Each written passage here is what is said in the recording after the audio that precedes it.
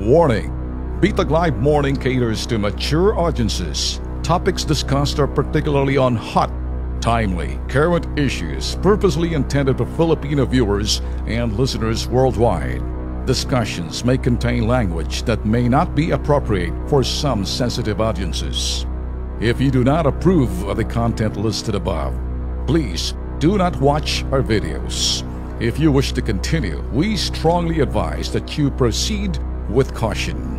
Viewer maturity is advised. Meron hong iba dyan na talaga ang trabaho talaga mag-oppose. Anong ibig sabihin oppose? Kumontra. Aha. Sige, kumontra kayo dahil papel nyo naman talaga kumontra. So, you can be adversarial. Sila yung sinasabing kumokontra. You can be confrontational. Kinokompronta nila mga issues at sinasabi ho nila kung minsan they can challenge. Hinahamon ho nila yung administrasyon ni Duterte itong sinasabing gera kontra droga. And sila huy, gawin nyo, sasabihin nyo yung mga kumokontra, challenging as well as trying to confront an adversarial in nature doon sa papel nila. Hindi naman ho natin sila masisisi. Kasi yun ho talagang ginagampan nilang papel as opposition. Nung araw sila yung super majority ng mga bleeding yellow hearts, pero nalagasan din ho sila eh. Kasi 90% naging balimbing eh. Sumama na sila. Change is here! Nung dati, nek-nek nyo. Anong change? Nos Mariosep, ngayon, kaya lang, sige, patawarin na natin. Patawarin na natin sila. Tanggapin na lang natin. Basta't alam niya, sa totoo mo talaga, mayroon talaga mga sip-sip, hindi na tanim, wala yan. So, yun ho eh. Ngayon, ito mga nag-o-oppose, ito mga kumukontra, ito yung mga sinasabi nating talaga naghahamon na sinasabi nilang, oh, killing fields, summer execution, violation of human rights, all these people, kilala niya kung sino sila. Ngayon, may karapatan sila magsalita. Kung kailan lang gusto magsalita, sabihin nila ang problema, alang nakikinig. Yan ang problema. So ang trabaho nila, they keep on picking sound bites. Anong sound bites? Yung mga palabra o ingay na nagmumula ho sa bibig ng mga nasa likod ng balita tulad ng presidente at yung mga administrasyon na ito'y nangangasiwat, pinamumunuan yung sinasabing tropa ng gobyerno at kasama dyan yung mga pulis natin at militar laban doon sa sinasabing pagsugpo ng krimen at kriminalidad. Ngayon, yung mga soundbites na yan, yun ang gusto nilang tingnan, pinakikinggan nila na magkamali. Tinitingnan nila kung ano yung soundbites, mga palabra na uubra para palawakin nila, palakihin, kung sa salitang English, to magnify. And then make an issue. At gagawa sila ng issue doon sa sinasabing narinig nila na palabra. Narinig niyo ba? Ngayon, naghahanap ho sila ng mali. Gusto ho nila maghanap ng mali. Nagkakamali ho tayo dahil tao tayo. Madudulas tayo sa mga sinasabi ho natin. Siguro sa bilis ng ating mga sinasabi. Kahit na nga ako nagkakamali. Sino sa inyo hindi nagkakamali, mga putok sa buho kayo? Magkakamali tayo rito.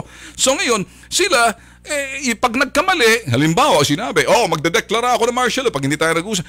Nagpista ngayon ng mga media. Yung mga media ngayon kasi nananawa na rin ng mga media sa kakabilang ng mga patay na bangkay na ganito, nanlaban, na mayroon pang mga investigative research team daw nila. Meron ba? Sino niloloko nyo? News team nyo na lang yan, sabihin nyo na lang. May bilang. So nananawa na sila sa mga tao. Sige, habang sinasabi nyo yan, lalong tumataas ang kumpiyansa namin. Lalong tumataas ang kumpiyansa namin. Lalo kami nagtitiwala. Lalo kaming, sabi nga ng iba, hindi lang titiwala, lalo kaming nagkakaroon ng kumpiyansa. So ngayon, pumapabor ba? Hindi. So nakikita rin ng mga sinasabing yellow tards and the yellow bleeding hearts, yung mga kumukontra na hindi ho binibili yun hong mga sinasabi nila at magkukontra nila. Kaya sila nag-aalangan, kaya lamig ho yung mga tao sa kanila sa mga sinasabi ho nila, kaya sila nanlalamig na rin. Get it? Wala silang mahanap na kakampi. Kung meron man sila rin yun. Ngayon, yung karamihan ho sa mga kabamamayan ho natin, mga bossing, kaya suportado ho pero hindi ho sila giingay. Silence is acceptance. Silence means yes. The deafening silences, we're not silent because we're afraid. No.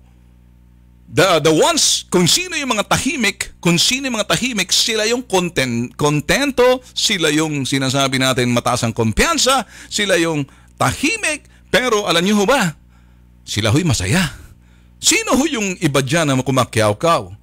Ay yun ho nag-iingay, sila ho'y malungkot at medyo nag-aalangan, medyo lamig ng konti kasi lahat ng mga sinasabi nila base dun sa mga soundbites na pinipick up nila sa mga naririnig nila sa administrasyon mga ito, sa mga ginagawa ng mga police, pati yung mga bleeding yellow heart media, wala hong pumapansin kaya parang sila nanghihina na rin, naghahanap ng anumang issue to sensationalize, hindi ho kinakagat eh. This is the only program sa radyo and sa new media, si Ben Tulfo doing analysis, and I'd like you to be critically discerning sa mga nakikita ninyo. Do not just read news, do not just listen to news. Analyze the news, evaluate the news, and validate. And that's exactly what we're doing. Can you feel it?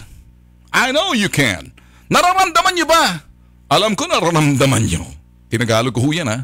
Sige, translate ko lang. so ngayon, kaya yun ho mga sound bites ho na sinabi ho ni President Duterte na created a shock and awe. Yun hong pagkagulat at medyo pagkamangha na medyo may halong pangamba. Kaya sabi ho ni Chief Justice Sereno, mga boss, abay, teka muna.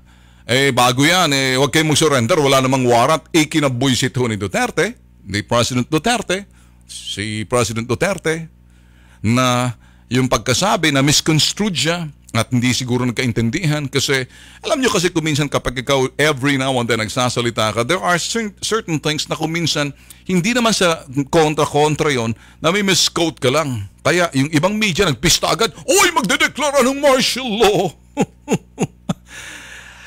Is anybody buying it? Kumbaga, sabi ng mga taong iba, we're quiet.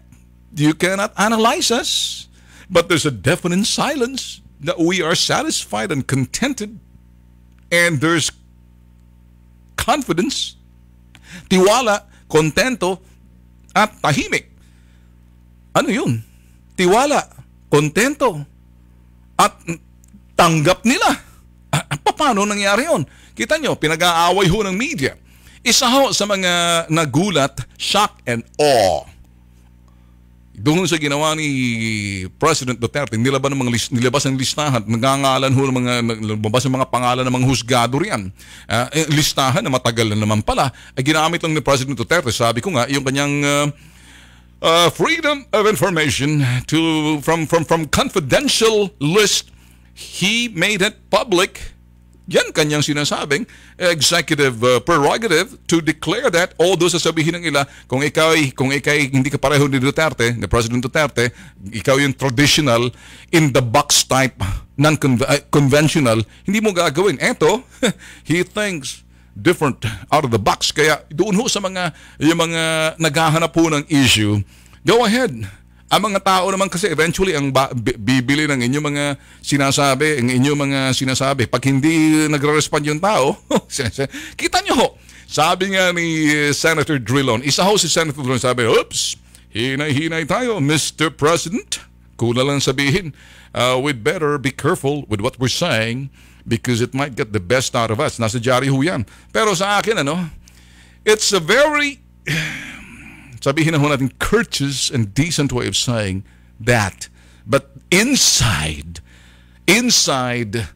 Senator Drilon, alam niyo, nasaktan ho to na sinabi ni President Duterte, shabolized ng Iloilo. Ito yung unang pumiyok na nalulungkot siya. Kaya sabi niya, we better watch out with what we say because it might just get the best of us. And the other way of doing it, subliminal way, as Ben Tulfo would analyze and just put it this way, not putting words into his mouth, but let me analyze it. The way of saying it's subliminal, Mr. President, you got a loud mouth. Be careful what you're saying, Mr. President. Alahong yagbol si Senator Correstero, si Senator Drilon para sabihin kay President Duterte yan. Doon sa martial law, na alam niyo ba, sabi nga nila Coco Pimentel, Senator, sila Lacson, come on, hyperbole lang yan. Kuminsan nagagalit lang Pangulo kahit ng Palasyo, kahit na sa Panelo, kahit na si Martin Andanar. He's just saying it at Pero kung talaga may dahilan, yung interest ng taong bayan, that the people are contented, dissatisfied. They accept everything that they see and the changes coming in. So what's the point na mag-declare ka ng martial law?